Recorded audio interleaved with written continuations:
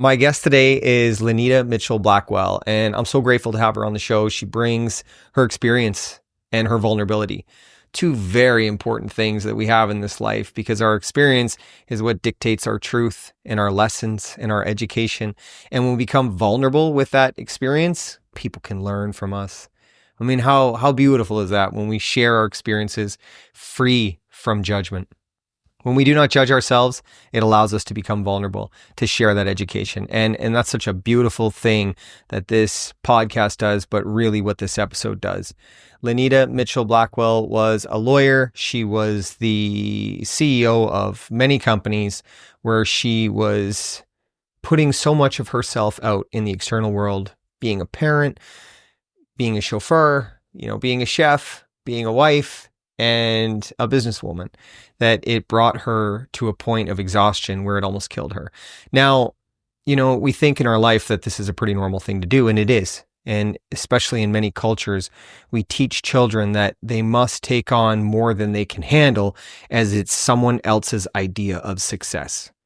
We crave this attention to be seen and to be heard and to be accepted by society standards, that we forget that the most important value and standard is our own.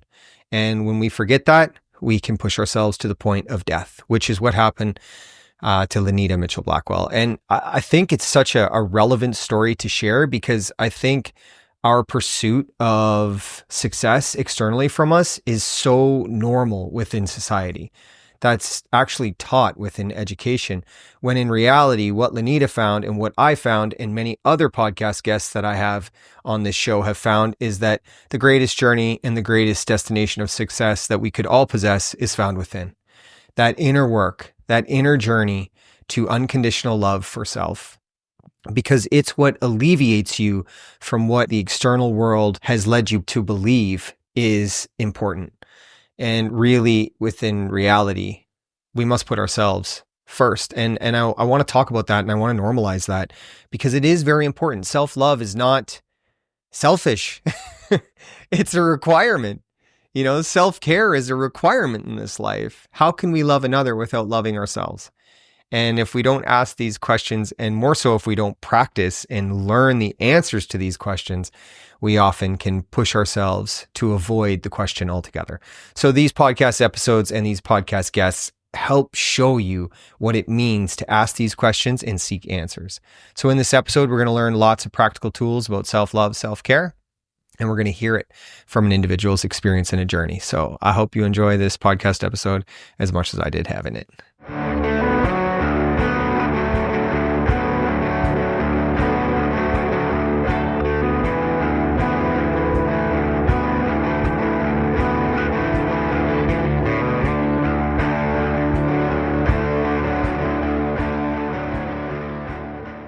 It's a pleasure to sit here across from you. And even when we had that one phone call, there was just something about you that just captivated me. And I was like, this woman has a story, as we all do. But the way you share energy, the way you share your truth, it was captivating to me, driving in a car, going to look at a job for my construction company, to the point where I haven't done a podcast in a while. So you are my first one. Oh, well, thank you. Thank you so much. Yeah, I appreciate you. I appreciate your truth and the ability to be an example of vulnerability. I think that's key. Today, I want to just share with people right away, I guess, is like, what do you think what do you believe people will take away from this episode, sharing what you've got to share? That the person who has to be cared for first is self, because otherwise you cannot effectively care for anyone else. That is the big takeaway here. I love that. And I love that, you think that you'd think we'd be taught that as kids, right? Goodness, right? We got to go through all this pain, all this suffering, all these extreme difficult experiences, usually with the face of trauma, and really have to use that as a tool to understand what you just said. It's incredible. But I do believe that those of us that did traverse these adversities were strong enough to face it, to be able to bring the information out. Agreed. Yeah, it's beautiful when we can talk about self-love and self-care. What are some of the what, what are some of the best tools you've used for self-care and self-love? The first thing is I really do work to get a good night's sleep every night. Love it. Yeah, enough is not shared about the benefits and the restorative value of rest. Um, and when I get up in the morning, I spend an hour with just me. So while the house is quiet before my husband and my daughter get moving, I stretch my body. I drink water. I do my prayers and my meditations, and I go into exercise. And that hour really sets the tone for my day because since I prioritize my well being, then I can be strong for other people. And, during the day, depending on the type of day, I might need to do a check in or two or three. But for the first few hours, that big block, I'm in good shape for not just me, but for everyone that I encounter. Yeah, I mean, like the importance, you said so many important things there. And I love that you said sleep was like one of your biggest tools for self-love and self-care because let's be real. I mean, when you talk about self-love and self-care, people are like, I don't know what it is. Yet Yes. it's the simple things in life, like good diet, drinking lots of water, having a good sleep pattern, like taking an hour for yourself in the morning before the world becomes chaotic. And that practice in itself, like sets your whole day up based off of that mindset. So it's such a beautiful, powerful tool. Yes. And I had to learn it the hard way.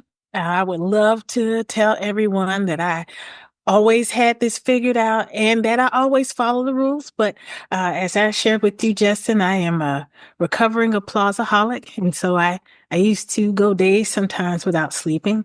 And sometimes the call to that is there in the back of my mind because there were a lot of great things that came with all of that work. I met a lot of wonderful people and served a lot of people. But that path led me down and into some very uh, treacherous trails.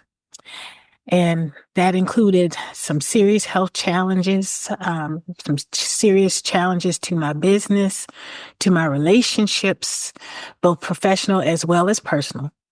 And I have to always keep that in my mind. This is why I take care of me so I can be a loving and generous person to the people that I care about.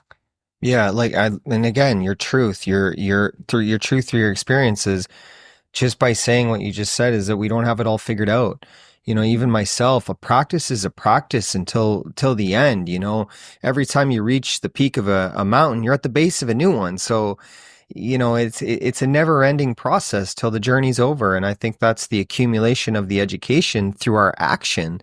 And I love that. So you got to describe a little bit about what's an applauseaholic. I love this term. Thank you.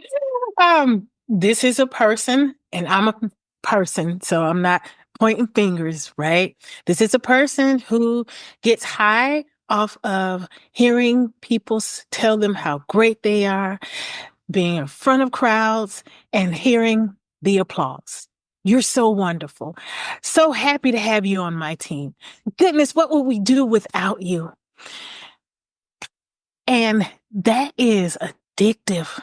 Yeah. And I got to a place where I would do just about anything to hear that. And it was staying up late. It was saying yes to projects that I knew I needed to say no to. It was making commitments, both financial as well as time, that were way beyond me. And it led to me being seriously overextended, not just in my physical health, but my credit cards, my debt level was outrageous. Mm. But Justin, I was getting the awards. I was getting the applause. I was being recognized wherever I went. And it was intoxicating. And even after my body started to break down, like literally my hair started to break off in clumps. Yeah. And instead of doing something, just putting one thing down, I just started wearing wigs, and they were quite fabulous, let me tell you. Uh, and my skin really took a beating, and I just learned how to do my makeup like these awesome Instagram girls. And my nails literally started splitting down the middle. And I just started wearing, the blinged out nails. So as long as I was able to present in a way that was like, Lynita is fabulous, I didn't stop, and I was not going to stop. What stopped me, at least to pause, was when my daughter, who at that time was 6 years old, found me in the middle of the floor, passed out from exhaustion. And she was too small to understand that I was not just asleep. I was incapacitated. And so she is the most darling person. She went to her bed and got her Disney princess's blanket, and she put it over my body, and she got one of her little pillows and she tucked it under my head, and she kissed me on the forehead, and she said, "Good night, Mama." And the only thing I had strength to say was, "Good night, baby." That was the first time I was not able to put my child to bed. My child put me to bed. And just I knew something needed to change, but I didn't know what. Performing like that had gotten me everything that I ever wanted. An attorney, a CPA, a best-selling author, a publisher. I was running a media company. I was an agent to entertainers as well as athletes. I mean, I was married to and am married to a great guy and had a beautiful daughter. I had the life that other people would have killed for. And so to even think about stopping was inconceivable to me. And so just went back to what I knew.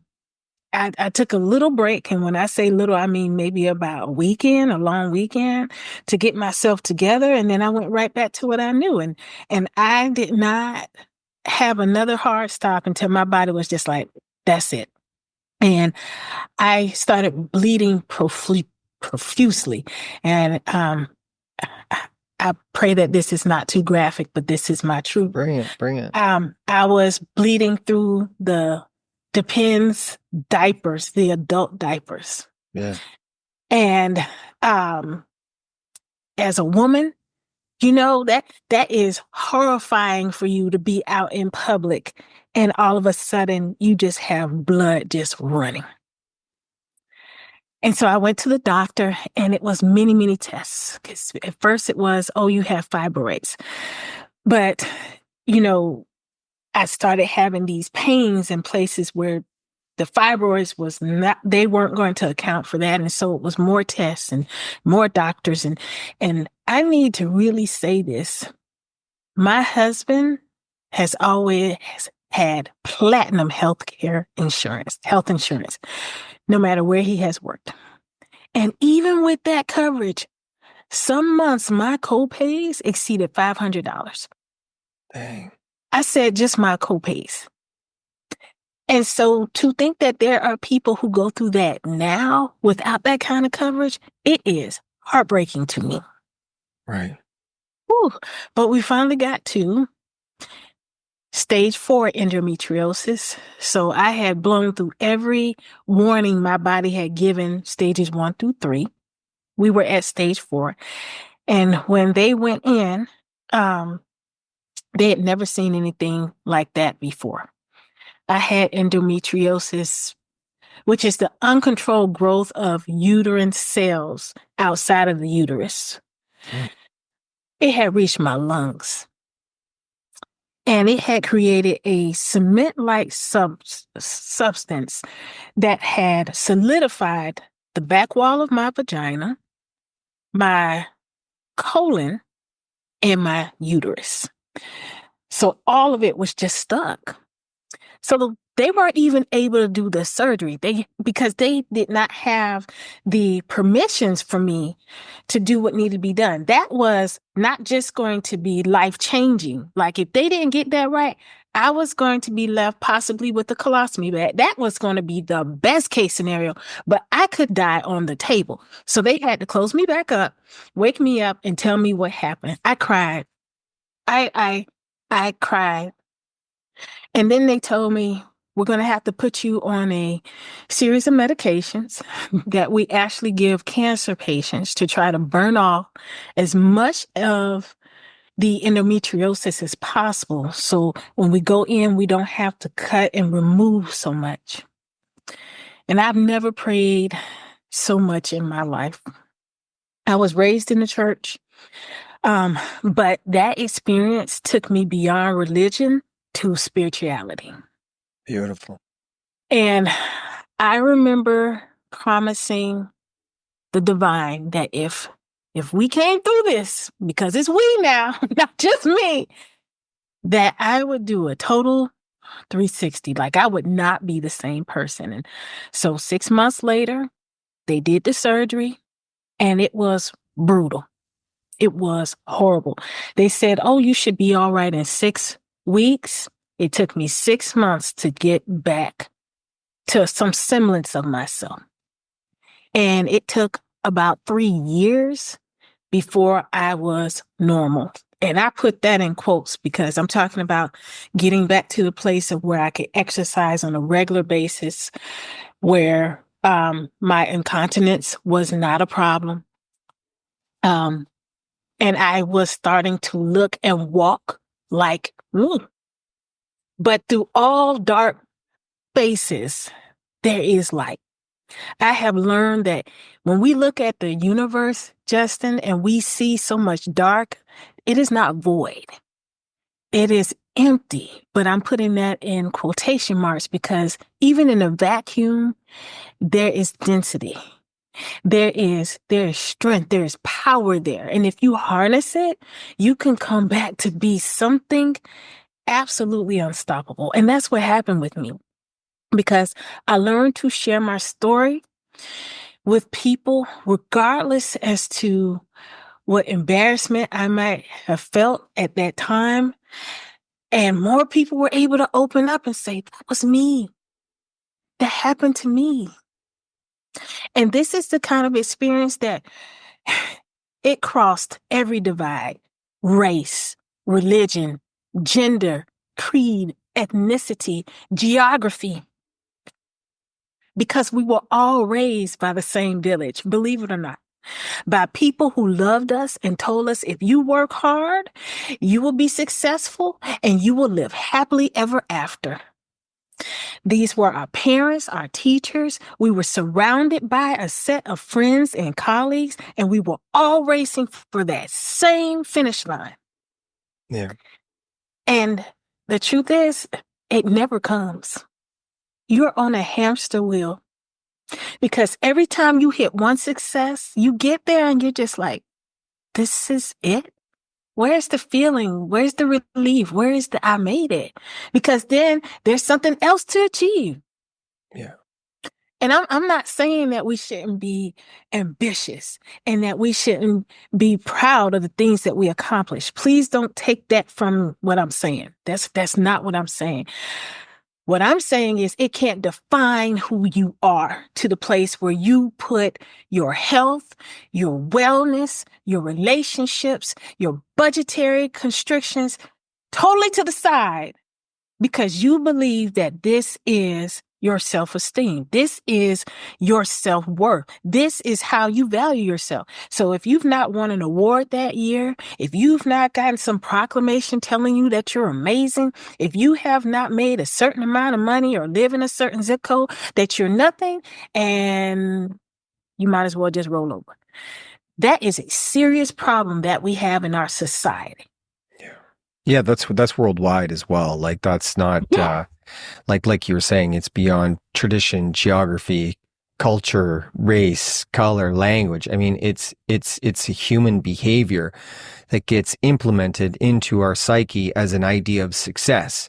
And it's something that we all must achieve and give everything for almost our lives in a lot of cases, to achieve this destination. And not only are you an example, but we have many, many other examples of what that looks like, of this fairy tale that isn't true. When you actually do give everything to get there, you see like the journey is not external from you, it's within. Yes, absolutely. Absolutely. It's wild. And I mean, you know, like accountability, I love that you're accountable for being the individual that pushed yourself through all of that, because I feel like a lot of people can turn that narrative externally from them because it's easier to do and say, well, you know, I'll blame the system for telling me that. And, you know, I'm the victim of being a product of the system, or whatever it may be. But in reality, it's the accountability that allows us to, you know, see that, okay, this is a choice I can make in my life to continue this way, and it can take my life, or I can recreate a belief system surrounding what is important in my life and, what actually matters to me. You know, I'm really glad that you said that about the personal accountability and not blaming the people around you, because there are two things that come from that. Number one, we have to get to a place where we realize that the people who told us that, they did the best they could with what they knew, and they imparted that to us. And then at a certain place, we had a responsibility to ourselves to say, if this isn't working, we have the power and the authority to make a different decision, which then relates to the second thing is we have to release, forgive, and let go. Yeah. So any harsh thoughts that we had regarding those people and the circumstances, count it all joy. These were experiences that brought us to this place right here, right now, to be the light that we need in the world as it is today. Yeah. And the more we share our experiences and our stories, the more people will do the same, because they'll realize that they are not outliers. They are not the minority report. This is happening everywhere. And we need to come together as community to be a support system, to be a love engine for one another. We have to do that. I agree. Absolutely. That's what this podcast is really centralized around, is the ability to bring that into reality. But by having individuals such as yourself be an example of what that looks like, and not like, you know, some idea of like some unattainable life. You know, you and I are just two normal people, and it's really that association to many, many lives that these conversations need to be happening within is, you know, a real normalcy surrounding something that's completely abnormal. And it's wild, like, to me, how many people do create an identity out of the same search for who they are within what they do. And that what they do for many, many people is a manipulation of employment. You know, we're working and doing something for someone else, when in reality, we all have to do something. It's just the way this world is designed these days. But you can go to work and work on yourself. I mean, I have a job, I have a company, I got to do these things as well. But I go to work and I learn about myself every day. I learn about patience. I learn about accountability. I learn about communication. I mean, I'm getting paid, but I'm doing that inner work on, you know, someone else's money. Yes. And I love that the focus is to work on you and not on somebody else. Yeah. It's incredible. Your story is incredible, but I feel it's very normal. How far people will go to before they let go. I think that, you know, when you talk about letting go, like it sounds so easy to let go, but humans just get ingrained in this idea of, this discomfort that they're living in, which is completely normal, is completely uncomfortable, but it's become comfortable because going outside of that would be new territory. So for you, navigating this new language, because ultimately, like, learning to love yourself outside of the medical system is two different things. I mean, the medical system is filling you full of medication that often isn't correct for your biology, or for the vibrational frequency that you're carrying. So love is the medicine that we all possess. We all have what we need. It's just learning how to use it. So throughout your journey, in the beginning, what did that look like for you, for learning how to use that medicine of love? Well, you actually said a mouthful, and so I'm going to go back and then come forward. You were talking about these medications that are prescribed to us that are nowhere near anything that our bodies really need. Part of the reason that we take these medications is because we're not willing to make the changes that are necessary in our lives. And so for me, what was necessary was to tag in and ask for help. And it is hard when you have been able to figure out and master just about everything that has come your way, to then say, this is the one thing I just cannot do on my own. And to then look back and to say, I understand why I couldn't, because then that's not the example people need, because they won't be encouraged to get help either. And so I started working with Rowena Silvera Beck, who is a performance coach. And she had me write down everything that I was involved in. And Justin, that it was 7 pages, single spaced. Dang. Of my roles and my responsibilities. Because, you're not just a mom. When you have a small child, you are also carpool. You're also the meal preparer. You're also the doctor when they get sick, all these roles. And so she had me do that in my home life as well as my professional lives. And remember, at that point, I was running several companies. And so there I was in all of those companies, as well as being married and having child and being part of the sandwich generation, because I had 2 elderly parents. And during all of this, both of my parents got ill. My mother with a brain bleed and had to have brain surgery, and my father with prostate cancer. They have both come through, thankfully. And I have a wonderful support system of family and friends, but that was incredibly stressful as well. So the first thing is realizing that you need support. You need help. You have to tag people in, and then you actually have to listen. Because one of the things that Rowena said is, we got to get this down to like 2 pages. And just full transparency, at the time I was like, oh, I just can't, because, applauseaholic. These organizations can't do without me. Yeah, they can. They existed before you. They'll exist after you. And they did. Now, it took me 2 years to wind down from everything, because I didn't want to just throw up my hands and just quit. For a couple of organizations, they just did not want to let go. And I actually did have to just do a hard stop. But for the most part, I wound down pretty slowly. And that is something I am grateful for professionally. But as far as the physical and going back to those medications, I believe that if I had made the changes quickly, then I would have been able to come off all those medications quickly. Yeah. And I would have felt more like myself a lot sooner than 3 years. Yeah. And that's just one of those things. We go to a doctor, the doctor tells us what's wrong. And instead of making the changes we know need to be made, we just say, can I just have a pill so I can continue to do what I want to do? Even though my body, my mind, my spirit have all said, we don't want that. But my ego has said, I am not willing to make changes. And so I am going to stay here. And I need to be clear. Your ego is not a bad guy, not a bad girl. Your ego is a protector. And it is in control as long as your spirit is not allowed to get into the pilot seat. So as long as ego is driving, ego is an unsupervised child running around naked in your house, drawing on your walls. ego needs structure. Ego needs parents. I'm sorry. You gotta do it. The running around naked in the house doesn't sound too bad, but the drawing on the walls, that's a no. Okay? Yeah. That's a no. Oh my goodness.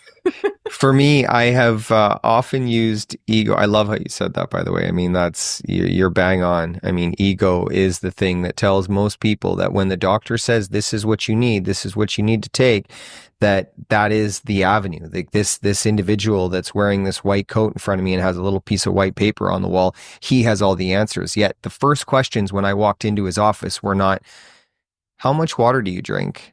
What's your diet like? How much sugar do you consume? What's your exercise routine like? How much do you work? Have you processed any emotional traumas? And what are those emotional traumas? So if those questions are not the first thing coming out of a health practitioner's mouth, you need to reevaluate what your health practitioner is there to do, because more often than not, they are glorified drug dealers. And they're not very good ones because they very often prescribe the wrong medication. So that in itself, like you were saying before, it's so important to go back and really recreate these belief systems through our own understandings, because, you know, we all believe this because our parents took us to the doctor because they believed it. They believed in it. But, you know, no one taught them self-love. No one taught them how to communicate about emotions.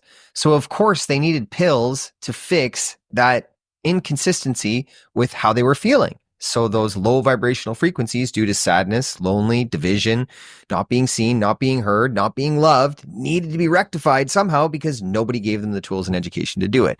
And I think it's important to have that conversation like that so people can see, like, you know, there's a place for medicine in this world. Absolutely there is. But like, love is the medicine that can actualize most of what you're dealing with, and with just some basic changes in life. So I love that you said that. I totally agree.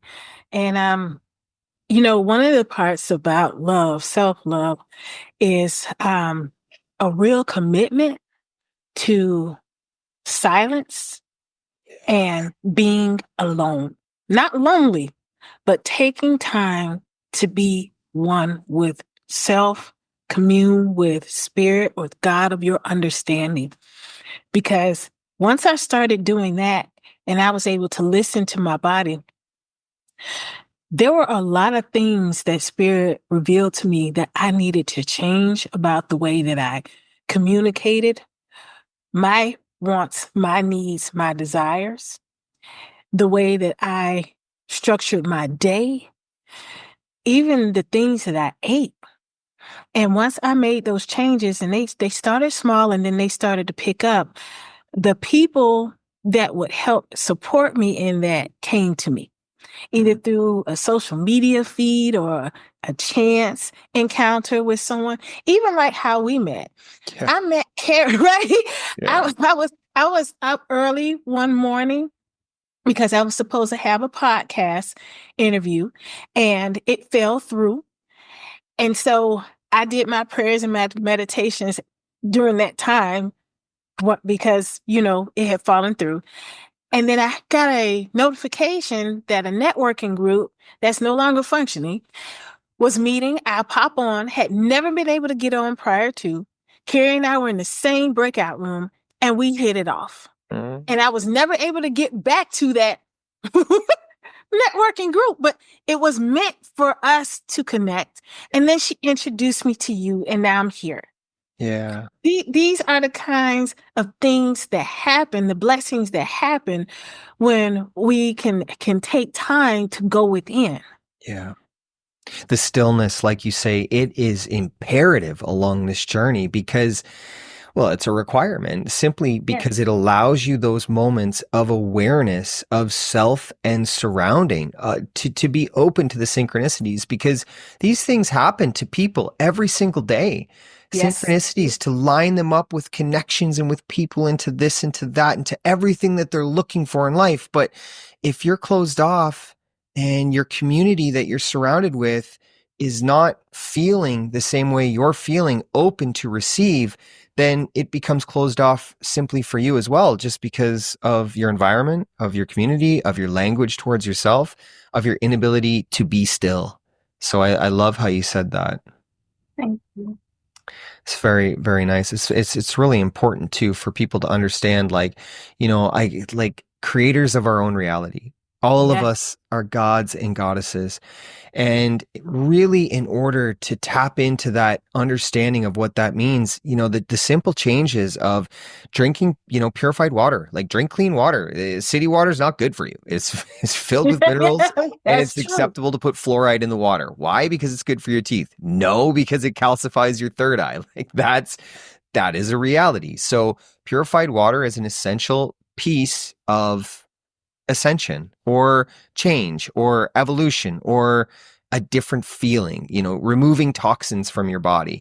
And the same thing happens with food. You don't have to all of a sudden, a lot of people say become a vegetarian overnight, but, question how much soda you drink. Question how much potato chips you eat. Like, take a look at your choices. It's not the system that's filling you full of these things because you have to buy it and you have to eat it. That's right. That's exactly right. It's and it's simple. It's so simple, but I realize I used to say that humans can be so complicated. And it's not that humans are complicated, it's that the truth can be very complicated and the truth can be very difficult to live within. And again, you don't have to lift the veil all within one action, but the more you care for yourself, the more you'll really see and feel what some of the things that Lynita and I are talking about, because these awarenesses come to us through our choices. And That's that choice to be awake or that choice to be thinking for yourself and not led by an idea set out by an establishment or an organization or your parents. I think that yeah. that's a big thing. You don't have to Guilty. be living the same life as your parents. Your parents, actually the most beautiful example of everything you may or may not want to be. So their difficulties, their poor choices, their relationship acceptance, like that all is not to be a detriment towards you or a negative or a victimized experience. It's more so an asset to be like, damn, like mom and dad don't love each other. They don't talk. They don't hold hands. They don't do anything together. They don't have anything in common. There's very little, moments of love. Like, okay, maybe I should use that as an example as to what option I may choose in life to understand love as something that I can see and know because I grew up in it. It doesn't have to be this traumatic thing that we carry throughout our life. There's so much education in our trauma. Yes, but you hit on something really key. We have to get to the place where we see that as an asset to our growth and development. And it is difficult when we are holding the people that we love, who have raised us, who were the gods of our world, to a standard. And good, bad, or indifferent, we are looking to them as the benchmark for life. And they were the ones who established what standards we needed to achieve in order to be a proper representation of their parenting, right? Because I know growing up, if we did something when we were small, it was our parents' fault. We got the spanking, we got the talking to, we got the grounding or whatever the punishment was. But people always looked at our parents like, what'd you do or what didn't you do? Right. And so we took that into ourselves as well. There was that type of parenting in our minds. And we made a decision either we were going to go full steam ahead with that with our own children, or we were going to do something totally and completely different. But very rarely did we actually sit down and say, I see how they came to be the people they are.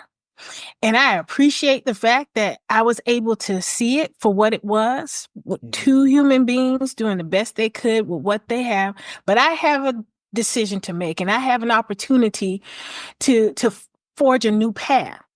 And it all goes back to what we started with was we all do it, what is familiar.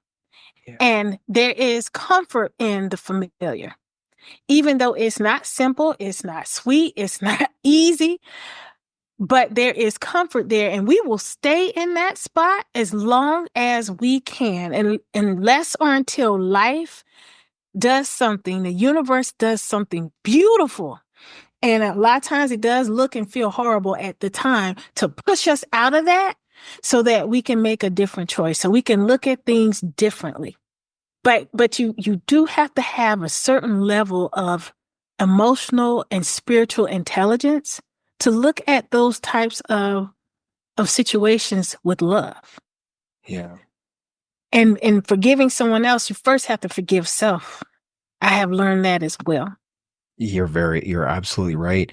If you cannot accept yourself for who you are in this moment with everything you didn't know and all the tools you didn't have, and offer forgiveness for all those mistakes you made without having the education. I mean, of course, the repetitive cycle of emotional trauma, blame and victim mentality continues. And the permission to be able to do so, like you said there, I mean, that is such a big thing to be able to say, like, it's okay to make mistakes. It's okay to have not had the information, the knowledge, the community. You know, we are being brought up in a very strange way. Like, I mean, family is the first thing we sort of know or we're disconnected from. Yeah. At a very early stage, because we often have two parents, you know, that'll have a couple of kids inside of four walls, and it's their experiences, their learned behaviors, their level of intelligence, their level of awareness, their level of spiritual connection, or their dictation of spirituality, which in often cases is religion, is all now embedded into these kids that are living inside this home. So the belief systems that are curated for you before you even have a chance to think for yourself and kind of have other perspectives are so abnormal to the development of conscious, aware humans, but it's a reality. So that I share that with people because it's okay. Like, we can't change how things are, but what we can do is change our choices when we are at a certain stage of awareness.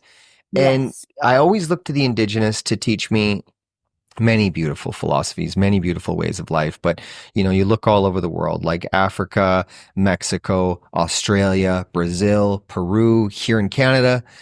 When you look at many hands to raise a village, how a village works together. Yes, mom and dad are the ones that pass you into this life, but the whole village shares in the development of the child's understanding of a journey, of its understanding of self, allowing it to make choices and sharing perspectives, which to me is the thing that, you know, we really got to wake up to the importance of that. And that's the gift we can give our children. Agreed. I absolutely agree. And, you know, you started this podcast at the beginning saying, why is it we're not taught these things, like in school? And it's not to bash the educational system. That's not where I'm coming from. But I really do feel that there are some basic life skills that we would benefit from if we had them. Something beyond reading, writing, and arithmetic. Yeah. I'm talking about just the basic being kind to yourself. Yeah. Because once you learn to be kind to self, it's a lot easier to be kind to other people. Yep. You know, there's something like that.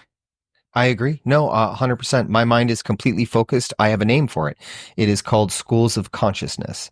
So love that. It is definitely something that is coming into fruition. I am a huge activator of the discussion of this, but I don't just talk about things. I actualize them because I feel the same way as you. The reality around us, the world as it moves and the world as it breathes is however you perceive it. I live in the same world as everyone else, yet I don't, you know, because I do not let that negativity and fear-based ideologies that are embedded in through social media, you know, through environments and communities to impact my vibrational frequency or my self-love that I curate for myself because I'm very aware of what I put in my space and what I take in my space. Yes. And that allows me to become a co-creator of the new earth. And we talk about the education system. I believe, yes, the education system is extremely defective in many, many ways, shapes, and forms to break self-confidence and self-esteem within children by grading them at a very young age and pitting them against what is intelligence and, what is considered to be dumb within the retention of a mass amount of information. When your sleep habits aren't great, you consume entirely way too much sugar. You're amalgamating emotional traumas from the time you were a child because the cost of living has two parents not able to parent these days because they're working all the time. So no one's being seen, no one's being heard. Not no one, but I know what you many, mean. many children are not being seen, not being heard, which means they're not getting love.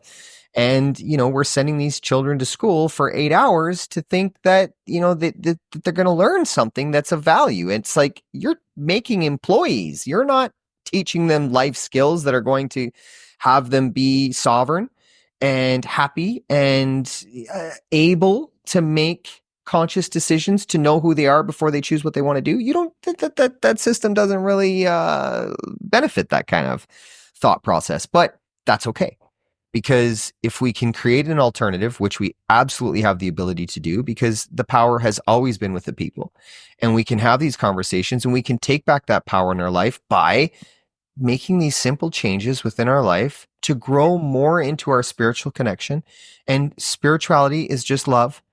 And it's actually just love in action, because it's one thing to love self, but it's another thing to do that through action. So your spirituality connection will grow through this action-based application of life, through the understanding that you're going to make a whole bunch of mistakes, because that's what's going to make you better. So that's very important to know.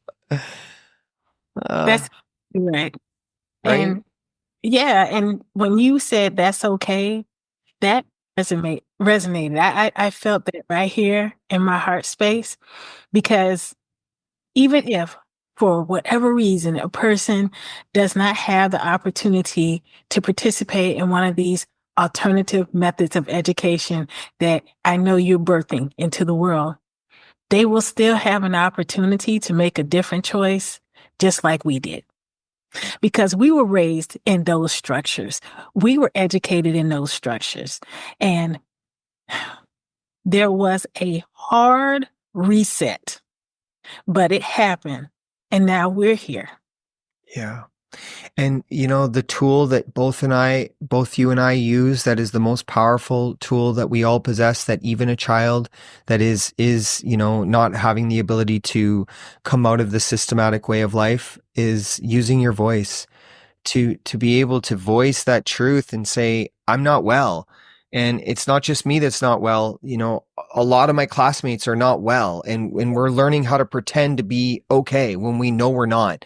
So to be able to teach that gift to your child, because you feel the education system and you feel the way of life and the cost of living of life is not, the path that's going to lead us all to this place of peace and within ourselves and happy for our choices in our life, then that is a gift that we can teach our children and really pass them the torch and say, hey, I made mistakes, man. Like, look I thought this house and I thought this boat, and you know what I mean? Like all these things, all these gifts I got for you were going to be everything for you, but I realized I screwed up, man. Like I really need to teach you how to use your voice, because if we can be louder together, like what a wonderful thing. Agreed. There are so many things I would have done differently as a parent, and you were hitting all the spots. I thought the house, car, the clothes, and the experiences were what would make life grand, life happy. And even after I realized that they wouldn't, I still was determined to make it so, because that's what I knew. That was comfortable, because it was what everybody was doing in my circle. And even now, there are people who think that I'm crazy or sometimes worse, hypocritical, because they're like, well, you've accomplished all that you've wanted to do. You have all of the alphabet soup. So it's okay for you to now say, oh, throw it all to the wind. Now I'm just like, no, that's not what I'm saying. Yeah. What I'm saying is there was a different way, a better way that all of this could have been accomplished. It could have been accomplished with love of self, love of my well-being, and it would have been a better example to set for the little people in my life. So not just my daughter, but the people I've mentored and the other colleagues and professionals who have come behind me. And that would have, I believe, created a serious love storm that would have been able to go out into the world sooner if I had just embraced that awakening sooner. Does that make sense? It does, but everything in its divine time. Every single moment, every single thing that took place within your life has brought you to this place right here to be able to share this story. And I know you know that, but you are creating a love storm. Like, I mean, you wouldn't have been as impactful as you were if all of it didn't play out the way it did. Yeah. So, I mean, you as a mother right now, yes, you didn't give them what they needed at 6, but what you're doing today, like the example that you set, I mean, geez, like I could only be so proud to be showing off my mom. Like you're real. There's no mask. There's no more identity. You are Lynita. And not only that, you're beyond Lynita. You are the love, the light, the truth. You are the light body. You've embodied it. So people search for that their whole life.